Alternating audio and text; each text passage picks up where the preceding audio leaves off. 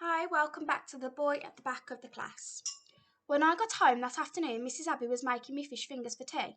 I quietly pulled open a drawer to get out different things that I needed. I found an envelope and then carefully took out Mum's small wooden stamp box. Inside it are all of the nearly new stamps that Mum collected from letters she's been sent in the post. Most stamps have a postmark on, which means you can't use them again, but sometimes they don't. When that happens, Mum claps her hands like it's Christmas morning.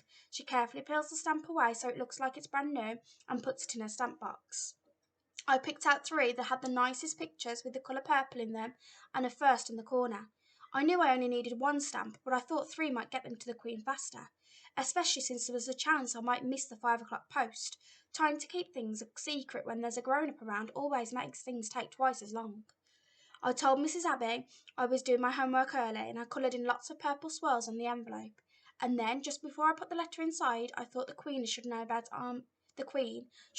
Ahmet's sister and the sea. So I wrote, P.S. Ahmet had a little sister called Zaira, but she died in the sea, so he needs to find his mum and dad even more specially. Please keep this a secret. I knew what had happened to Ahmet's sister was a secret, but last year Mr. Thompson told us that the Queen had to keep state secrets. And if she can keep secrets about the state of everything, I knew she could keep Ahmet's secret safe for him too. The emergency plan. After I'd posted the letter, I felt as if 1,000 worms and butterflies and frogs had all jumped into my tummy and were wiggling and squirming and hopping around together. I was even too excited to finish my chocolate chip cookies and glass of milk, which are my favourite Friday treats. When Mum got home, she kept looking at me and putting her hand on my head to see if I was feeling ill. I wanted more than anything to tell her about the greatest idea in the world, but we'd all agreed to keep it a secret, and I thought it would be more fun to surprise Mum with it all later. I spent the whole weekend trying to stay as quiet as I could in case my mouth said something when I wasn't paying attention. And even when Mum took me to the farm to see the goats and donkeys and rabbits for our Sunday adventure, I couldn't help thinking about the Queen and if she'd gotten our letter yet. The whole weekend seemed to take forever to finish, but just when I thought it never would, Monday morning finally arrived. When I got to the bus stop, Tom and Josie and Michael were all waiting.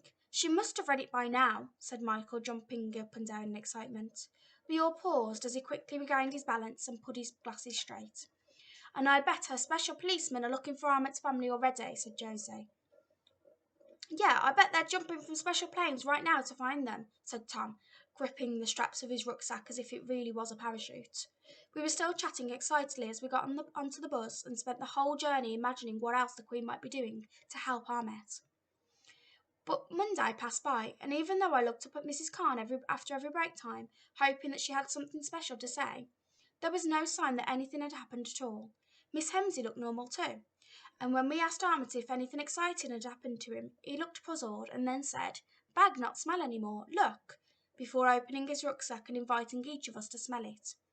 On Tuesday it was the same, except this time all of us were feeling more worried than excited, and the worms and butterflies and frogs in my tummy were starting to make me feel sick. What if she never got the letter? Whispered Josie, as we were making a drawing of different planets in the solar system. What if it got lost in the post? I don't know, I whispered back, because I really didn't. We have to think of something else, said Tom, glancing around to make sure Mrs. Khan wasn't looking. We've only got 3 days left until the gates close.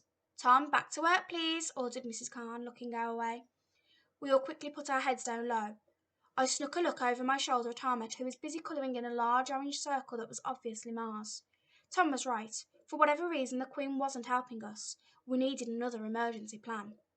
I looked at my half-finished drawing of the planet Earth, and turning it over, I decided to draw out an emergency plan instead. While everyone else copied facts about their planets to learn off by heart, I stared at the emergency plan and wondered if it would work. I wasn't sure that it would, but Dad always said that you could only ever know if something would work or not after you tried it out first. That afternoon on the bus home, I showed the others my emergency plan. Josie looked at me and, placing a football underneath her chin, she shook her head. That's crazy. Yeah, we can't do that. We'd get detention for a year, said Tom. But it's the only way, I said, looking at it carefully. This is what it looked like.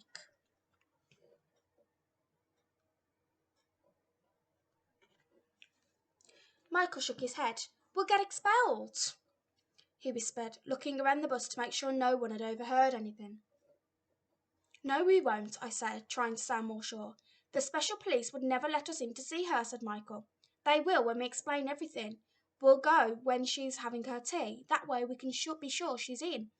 Everyone fell silent. I could tell they were all thinking extra hard, because Josie was biting her bottom lip, and Tom was looking down with a frown, and Michael was tapping a finger on the lens of his glasses. After a few seconds, Tom looked up and asked, "But how much would it cost for a tube ticket?" "I've got some pocket money saved up," I said, leaning in. "But how much have you got?" asked Josie. £4.55, I whispered, so that nobody else on the bus would hear. "It would have been more, but I bought some extra sweets last week." "That's not enough for a ticket." "I've got £11.32 at home we can use," said Tom. "I'll bring all my money too," said Josie. "Me too." "And all my brothers." "But how are we going to get the tube tickets?" said Michael. "Won't the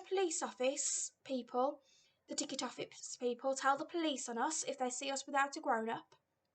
We won't go to the ticket office.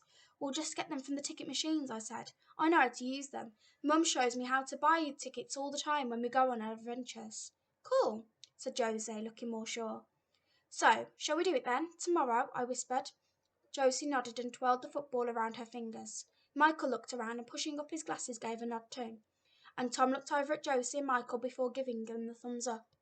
"Okay," I said, as I tapped the end of my pencil against my cheek and looked up at the plan again. "I'll get some tea bags just in case she's not expecting us and she runs out." "I'll get some biscuits," promised Tom. "I'll bring as much pocket money as I can," said Michael. "And maybe we can all get a gift for the Queen," said Josie.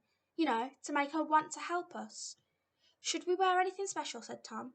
"Don't people get dressed up when they're meeting the Queen, like hats and dresses and crowns and things? Maybe we should put on our best clothes underneath our uniforms." "Yeah, that's a brilliant idea," I said, "and then we can get change in the toilets at the palace." "Hold on," Michael looked at us, his eyes even rounder and wider. "We can't all go, can we? Mrs. Conn won't believe us if we all say we're sick on the same day. And what if she calls our parents?" Everyone fell quiet again. We all wanted to go and see the Queen together, but Michael was right. After a few seconds, Josie said, "I can stay behind.